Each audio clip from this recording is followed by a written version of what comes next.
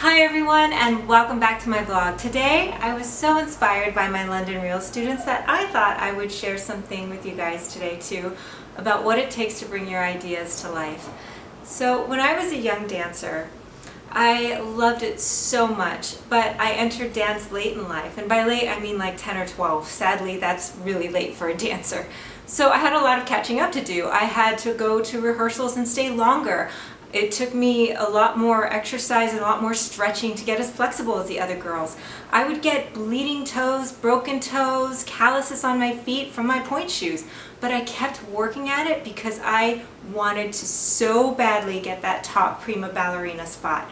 Now, while I was able to land a few front row center seconds on stage because, I just have this big smile, and I think that's why I got picked for a lot of things, but I was never, not once prima ballerina, no matter how hard I worked. But I didn't want to give up. I knew that someday I would be a company dancer somewhere, I would be on Broadway, I would do something. But when I was 17 and it came time to start auditioning for companies, and it was really getting competitive, I was out there, I was auditioning, I drove across the country to actually go audition for some companies. And it was all a no.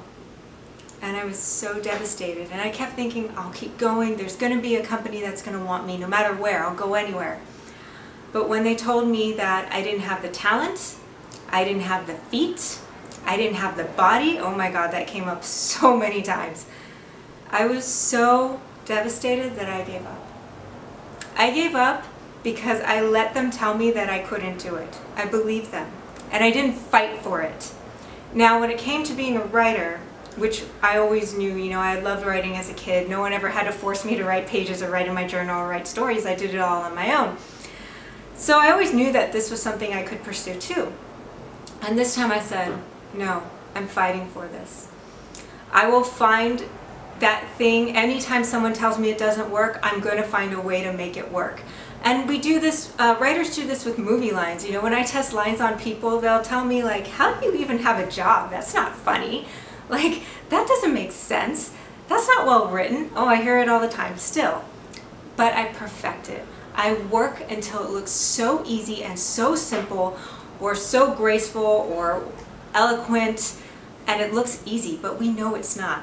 When we create something and we go through several attempts to make it perfect, we know the struggle that it goes through. We know how hard it is to blend two different ideas together. But if you get to that point where you make it brilliant, that's the artistry you need to achieve. That's what you need to work for.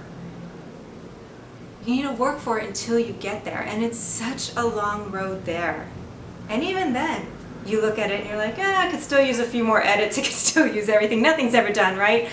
But there is a point where you let it go and you let it fly. And when it flies, I can guarantee you guys that it's absolutely beautiful.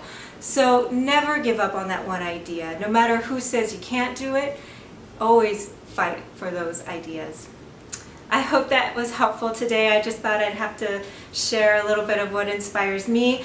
So for all you guys out there, keep creating no matter what your idea is. Go fight for it and go chase it. And I will see you guys in my next vlog. Bye!